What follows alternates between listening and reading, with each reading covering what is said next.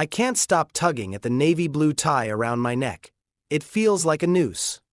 We haven't dressed up like this in ages, not since Dad's funeral.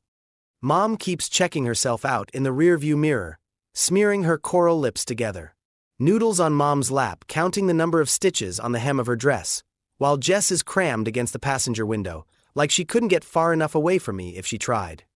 For the millionth time, I glance down to adjust the gold cross pin on my tie. I still can't believe it's a video camera. I feel like some kind of hillbilly James Bond. Watch it, Jess snaps as the gravel on the shoulder of the road kicks up, smacking the side of my truck. Sorry, I murmur as I swerve back into my lane. I try not to make a big deal out of it, but I'm stunned at how Jess looks. Her dress is a little short for her now, but she looks nice. Normal. There's none of that crap on her face. She even took off the black nail polish and brushed her hair out of its usual rat's nest. She's always had such nice hair, not a towhead like Noodle, or like I was before mine turned dark blonde. Jess's hair's the color of roasted chestnuts. She just came out that way. With everything that's going on, I feel stupid even thinking about it, but I can't help wondering what will happen with Ollie tonight. Will she just start talking to me now that I'm one of them? Could it be that simple? And how the hell am I going to get their marks on video? If I go in too eager, they're going to be suspicious. Worse than that, what if they accept me, no questions asked, and try to brand me? Miss Granger didn't prepare me for anything like that. By the time we pull into town, the pit of dread in my stomach has turned to straight-up doom.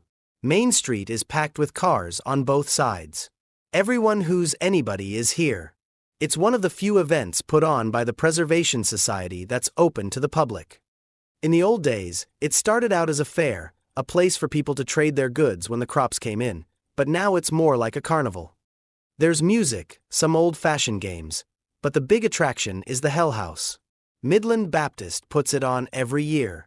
It's like a haunted house, only they lead you through a bunch of huge canvas tents presenting little plays on whatever hot topics they think are pulling people away from the church.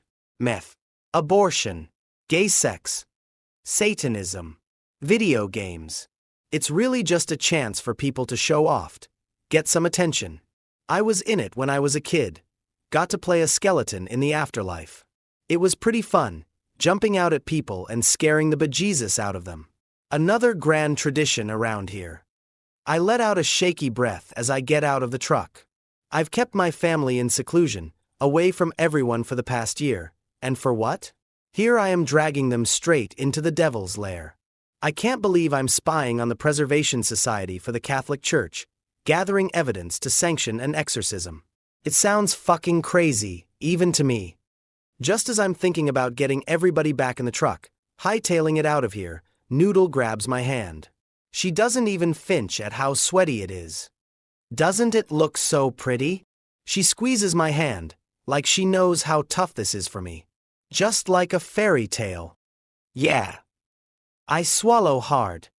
It's all lit up with gas lamps and jack-o'-lanterns, a maze made from bales of hay set up on the front lawn. Just like last year and the year before that. Probably looked this way 100 years ago. Hardly anything ever changes around here.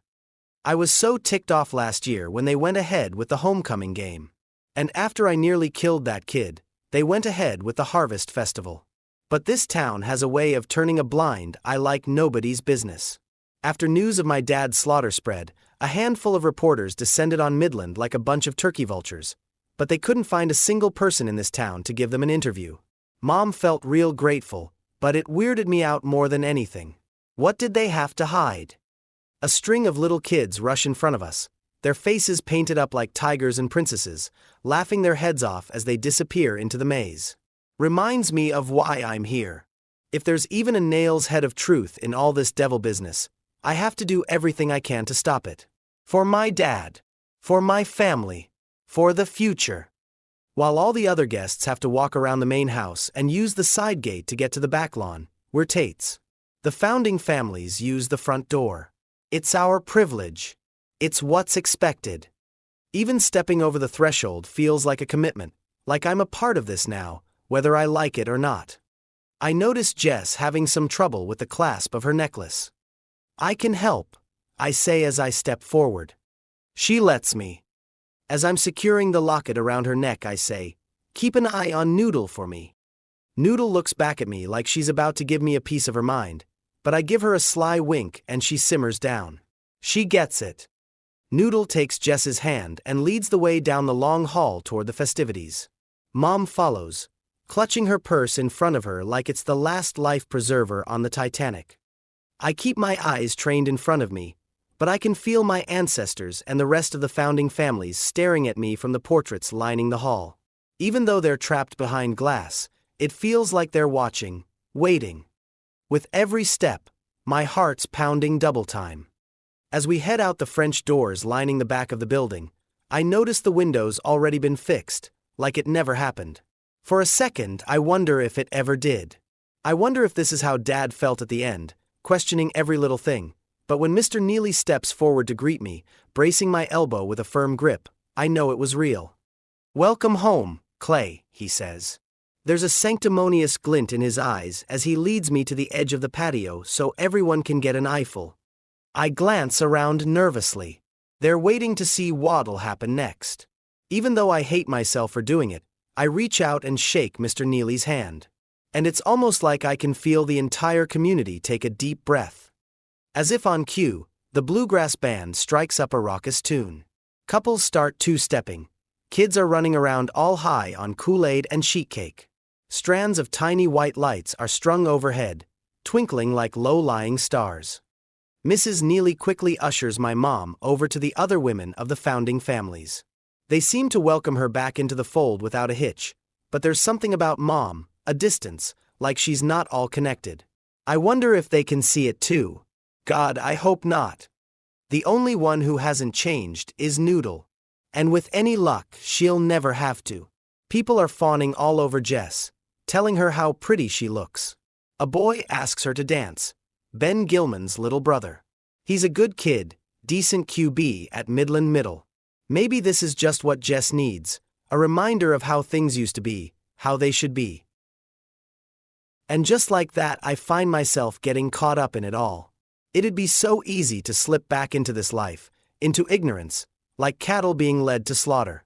I guess that's the devil's plan. It may look like a Wyeth painting, but it's really the gateway to hell. I take a deep breath, trying to get control of my nerves. Just stick to the game plan, Clay. Get the video and get the hell out of here. I lock eyes with Tyler, who's hanging around the patio with Tammy, Ben, and Jimmy. He doesn't look surprised to see me.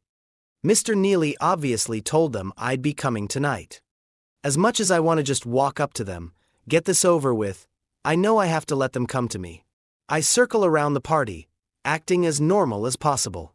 All anyone wants to talk to me about is football, and for the first time, I'm grateful for it.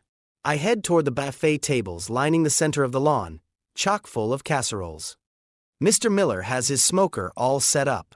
The whole place smells amazing, like hickory and spices, butter and caramel. There are metal troughs full of giant blocks of ice with all kinds of pop, kegs of beer.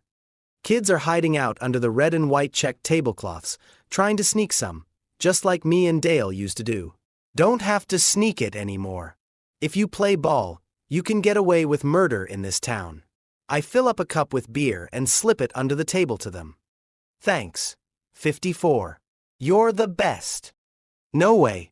Clay Tate's here. A kid with freckles for miles peeks his head out. Will you throw the ball to us, a real spinner, see if we can catch it? Sorry boys, not tonight, I say as I scan the crowd, looking for Ollie. I spot her with her parents. Our eyes meet and she quickly looks away. If I didn't know any better, I'd swear I saw her blush. She looks good. Painted on Levi's with a lacy tank top and a plaid shirt on top. Cowboy boots. A turquoise buckle. Her hair's loose and shiny, grazing the middle of her back. Tyler sees me watching her and practically races across the lawn to put his arm around her shoulder, but she shrugs away from him. I'm glad for it. I don't want him touching her. Especially after what happened at the game last night. I still can't believe he hit her, even if it was an accident. Tyler was always a loose cannon. He's one of those guys that gets so jacked up before a game he has to throw up.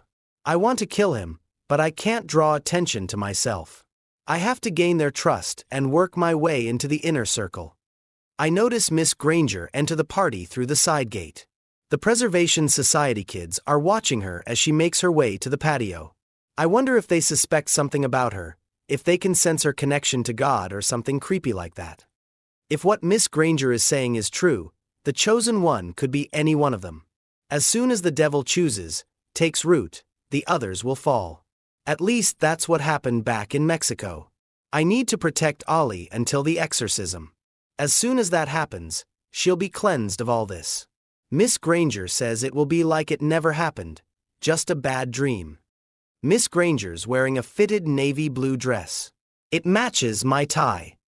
Mr. Neely, Deputy Tilford, and Dr. Perry are all over her like a tick on a coon dog. My first instinct is to go over there and give her an out, but I have a feeling Miss Granger can handle herself. And I can't let on that she's behind this in any way. Maybe she's doing this as a distraction, so I can make my move. I start fiddling with the gold cross pin on my tie, making sure it's in place, when Dale sneaks up on me. I flinch. Jesus, Tate, you gotta relax. I can see he's already plenty relaxed. Want some? He opens his coat and I see the silver flash of his dad's flask. I'm all good. I'm just on a break. Hell house duty. Hey, did you see Mrs. Neely? He says, as he gives the air in front of him a good humping. Dude, that's Tyler's mom. And he laughs. I shake my head. And that's just wrong. That's so right it hurts, he says as he takes another sip. Speak ing of fine-looking ladies. Someone can't take their eyes off you.